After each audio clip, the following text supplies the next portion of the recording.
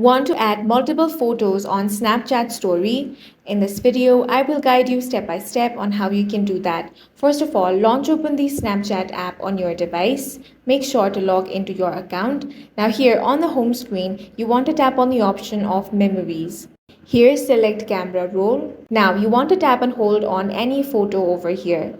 Or you can also tap on the tick mark option at the top right corner of your screen. Now go ahead and select the photos that you want to add on your story. I'm going to select 3 photos from here. Now you want to tap on this blue arrow option. Now you have the option of My Story. Go ahead and select that. Then tap on this blue icon again. As you can see, the multiple photos has been successfully added to your story, and that's all for this video. If you found it useful, make sure to hit the like button and subscribe for more videos like this.